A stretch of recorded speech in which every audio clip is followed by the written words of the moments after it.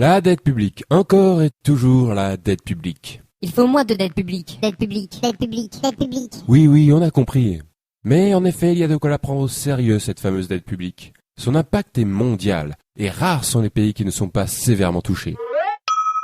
La preuve, la dette publique mondiale n'a cessé d'exploser au cours de cette dernière décennie. Mais pourquoi autant de dettes? Que faudrait-il faire? Il faut moins de dépenses publiques. Plus de compétitivité. Un plan d'austérité. Tout privatiser. Oula, doucement, vous en êtes bien sûr? Déjà, comment expliquez-vous que autant de pays soient endettés à ce point-là? C'est bizarre quand même. Et pourquoi ne parlez-vous pas du système des réserves fractionnaires? De la création monétaire par le crédit? Ou de l'article 123 du traité de Lisbonne? Il me semble que c'est important. Hein, quoi? Hein? Je vois, vous ne savez pas ce que c'est. Eh bien, dans ce cas-là, il va falloir que je vous explique.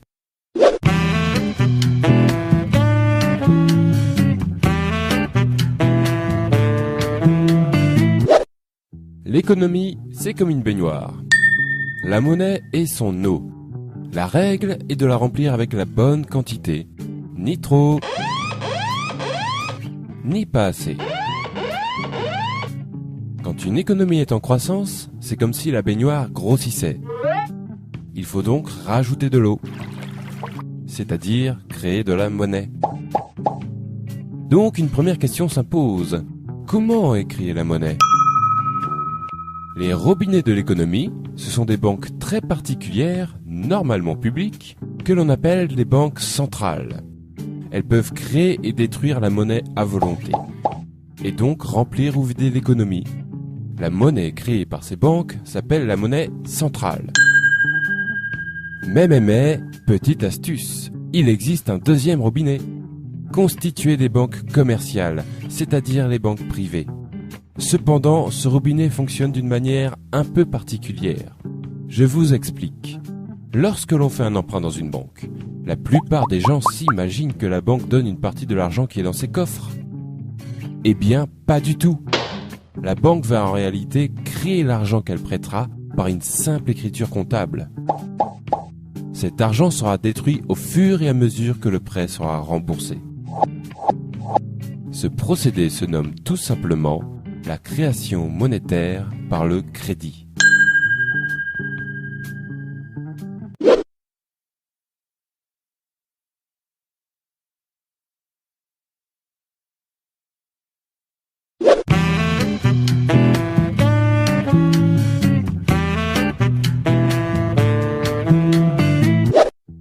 Pour savoir lequel de ces deux robinets coule le plus fort, il faut connaître les règles qui permettent de les tourner. Première règle, l'article 123 du traité de Lisbonne. Il fut un temps où les États se finançaient auprès de leur banque centrale et faisaient donc couler le premier robinet. Autrement dit, les banques centrales créaient l'argent dont les États avaient besoin pour combler leur déficit. Ce que l'on appelle aussi faire tourner la planche à billets. Mais l'abus de cette pratique à des fins généralement électorales provoquait par moments une inflation importante. C'est pourquoi, depuis les années 70, influencés par le monde financier, les États s'interdirent le recours aux banques centrales. Cette interdiction existe toujours et est aujourd'hui visible dans le traité de Lisbonne, signé par tous les membres de l'Union européenne sous l'article 123. Les États ne peuvent donc plus faire couler le premier robinet. Ils utilisent alors le second.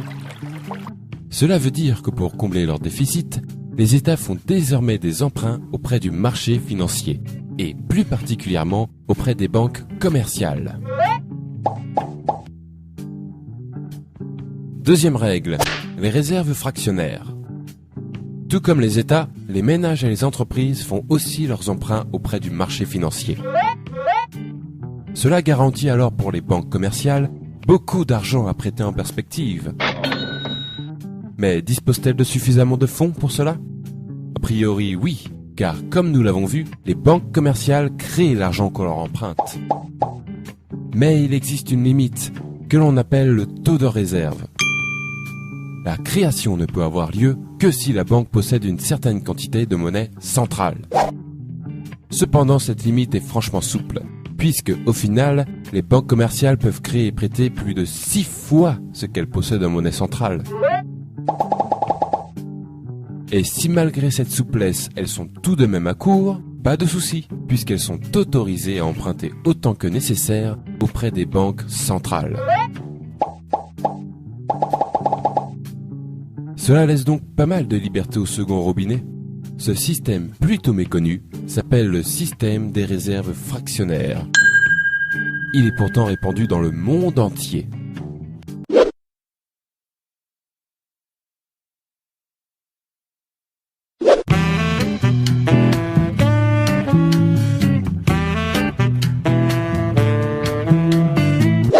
Trêve de robinetterie, revenons à la baignoire. Nous venons de voir que le premier robinet ne sert plus aujourd'hui qu'à alimenter le second. En d'autres termes, la monnaie centrale ne sert plus aujourd'hui qu'un rôle de régulation pour les banques. On peut donc comprendre que la baignoire est alors totalement remplie de la seconde eau. Autrement dit, la totalité de la monnaie en circulation prend désormais son origine dans les crédits accordés par les banques. En effet, l'essentiel de la monnaie est de la monnaie dite scripturale, c'est-à-dire de la monnaie issue du crédit. Or, il y a un problème avec cette eau. Elle s'évapore. Et oui, puisque la monnaie provient du crédit, elle disparaît quand ces mêmes crédits sont remboursés. Il faut donc sans arrêt refaire couler le second robinet pour garder la baignoire pleine. C'est-à-dire que les États, les ménages et les entreprises doivent sans cesse emprunter auprès des banques pour que l'économie fonctionne.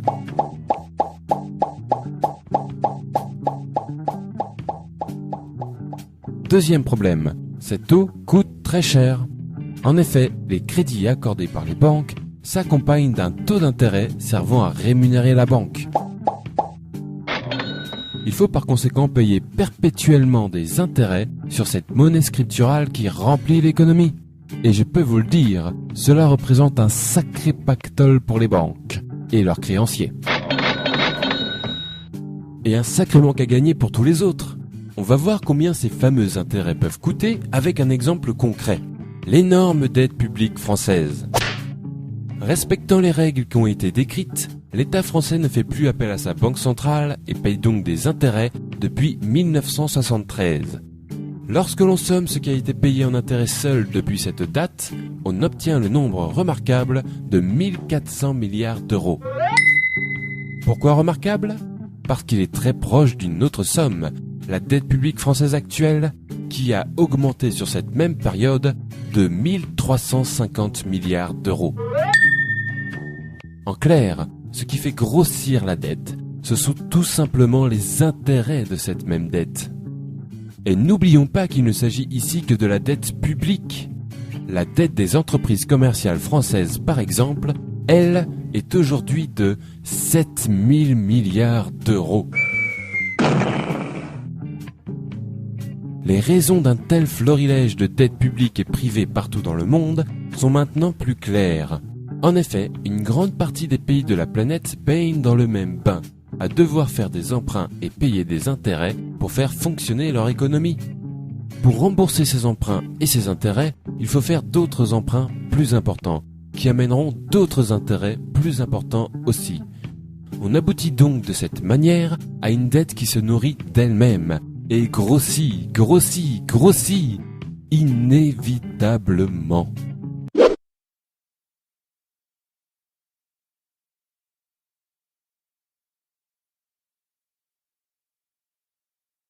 Vous avez déjà dû entendre que la dette publique est provoquée par une mauvaise gestion des dépenses de l'État, ou un manque de compétitivité, et que la seule manière de la résorber est de privatiser l'économie ou d'appliquer des plans d'austérité.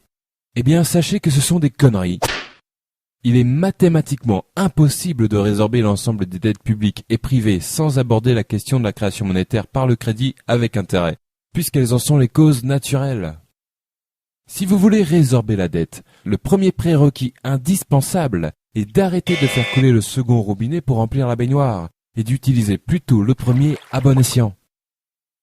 C'est-à-dire limiter le pouvoir de création monétaire aux seules banques centrales. C'est le seul moyen d'obtenir un système monétaire qui n'auto-alimente pas sa propre dette.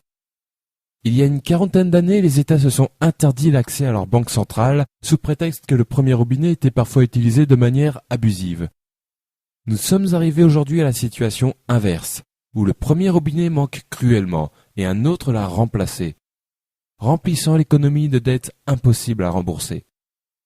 Tout cela, ne l'oublions pas, au profit des grandes banques et de leurs créanciers. Je trouve déplorable qu'un sujet si crucial ne soit ne serait-ce que débattu par la classe politique, ni ne soit jamais traité dans les grands journaux.